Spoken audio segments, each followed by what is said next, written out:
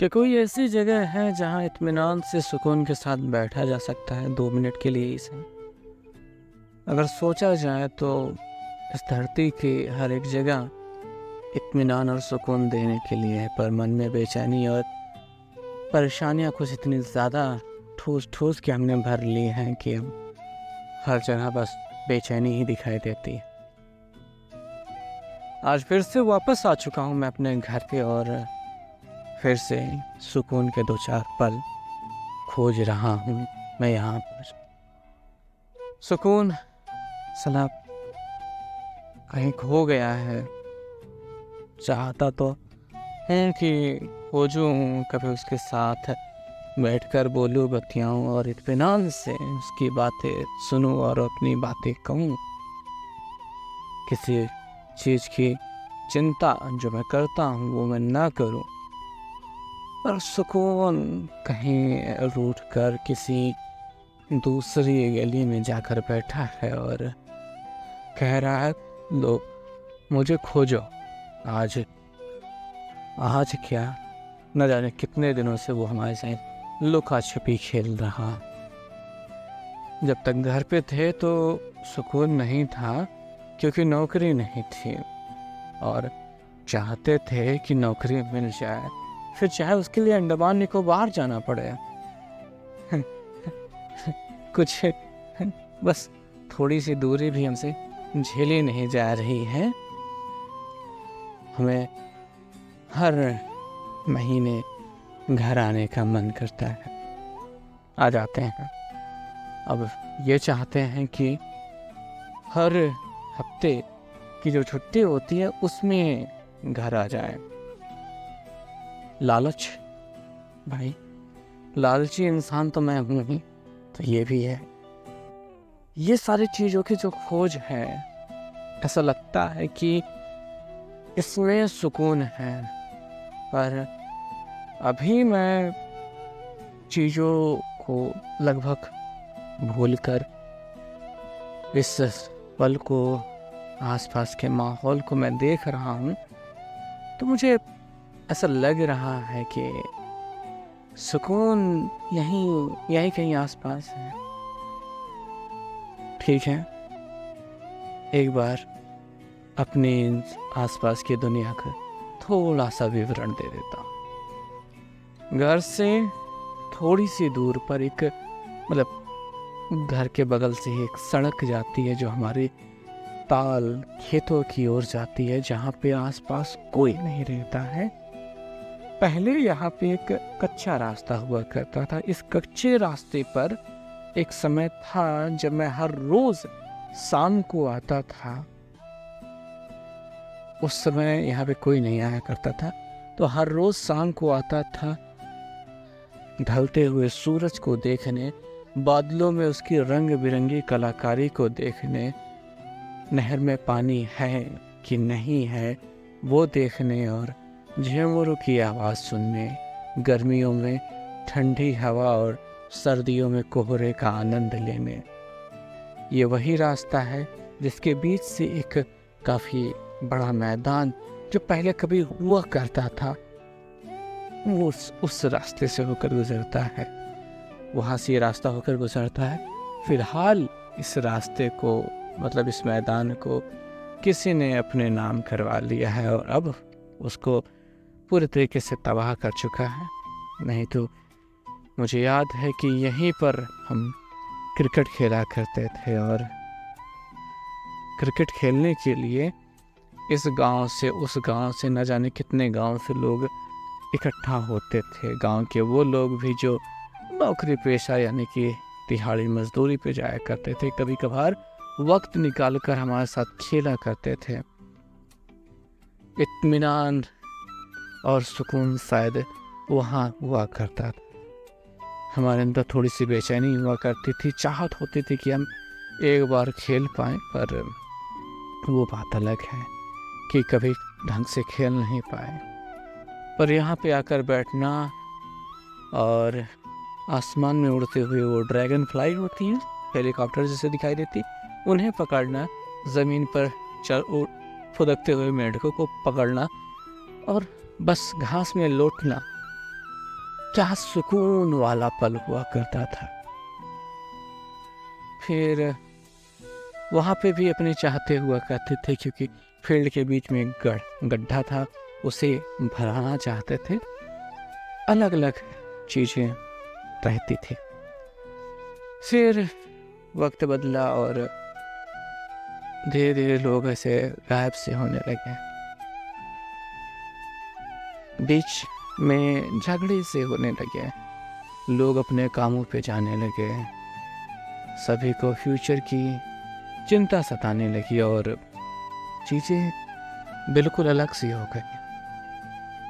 मुझे पता नहीं चला, किसी को नहीं पता चला कि कब ये हालात बदल गए। फिर अभी भी लोग सुकून की तलाश में यहीं इस रास्ते से होकर आते हैं, नहर तक जाते हैं, बैठकर बतियाते हैं, कभी कभी प्यार से, तो कभी कभी झगड़ा करके वापस आ जाते हैं। पता नहीं उन्हें सुकून मिलता है कि नहीं, पर घर आकर मुझे थोड़ा सा सुकून तो ज़रूर मिलता है। मेरी बेचैनी, मेरी चिंताएं अभी भी उतनी ही सच्ची हैं, पर कभी कभी इन्हें दूर धकेलने का मन करता है, क्योंकि मेरी चिंता है कि अभी मैं घर पे हूँ, फिर वक्त आएगा जब यहाँ से निकल जाऊँगा। पर वास्तविकता तो यही है, प्रेजेंट लाइफ।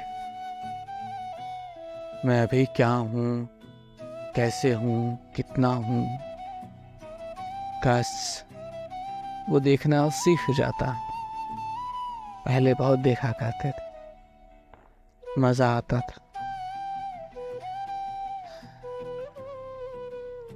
अपने उसी पुरानी जिंदगी में वापस लौट जाने का मन करता है। इस समय शादियों का माहौल चल रहा है, लोगों की शादियां हो रही हैं। एक चुटकुला जो काफ़ी ज़्यादा फेमस हो रहा है कि जब हम छोटे थे तो बड़ों की शादियां होती थी, अब हम बड़े हो गए हैं तो छोटों की शादियां हो रही हैं। अपना कुछ पता नहीं कि हमारी कब होंगी।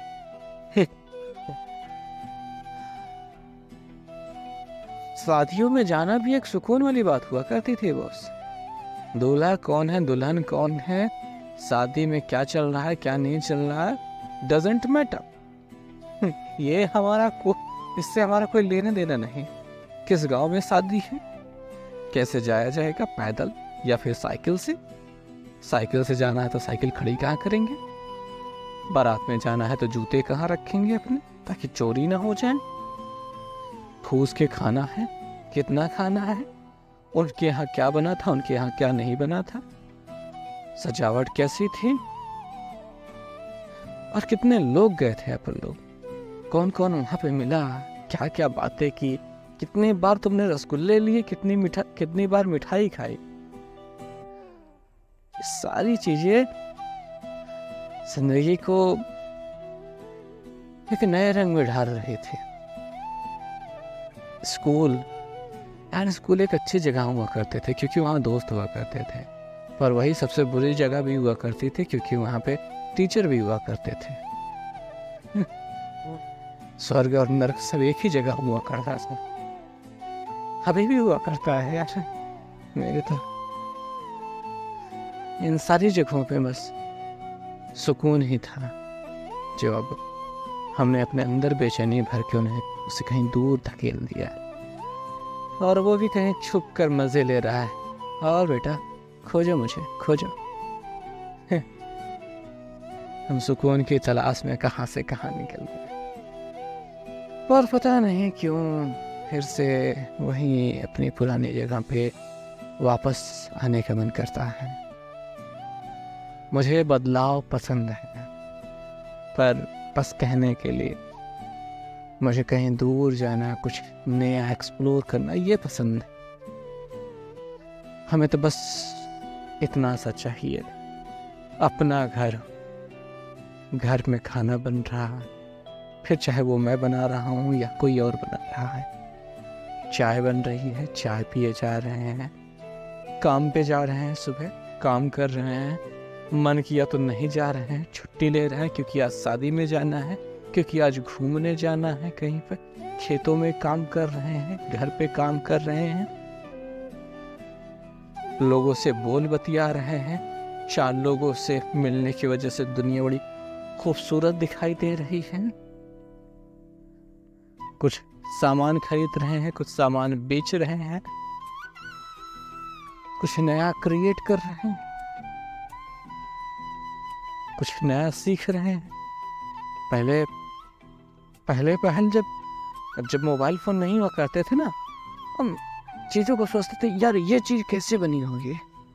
जब से मोबाइल फ़ोन हो गया तब से जानने की इच्छा ही ख़त्म हो गई है, क्योंकि फालतू की जानकारी इतनी ज़्यादा रख ली है कि काम की जानकारी है तो उसके बीच में कहीं खो जाती हैं।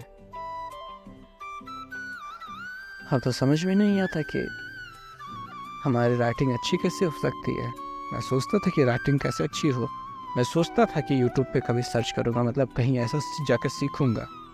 इंग्लिश सीखना चाहता था, कहीं जाके सीखूँगा। सब कुछ मोबाइल फ़ोन में है, लेकिन उतनी फुर्सत ही नहीं है।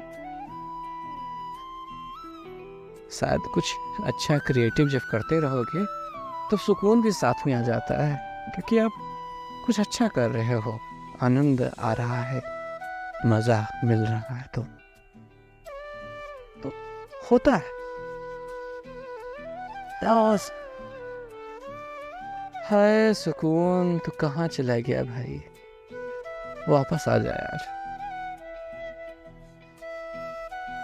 चलो, आज की बात बस इतनी ही।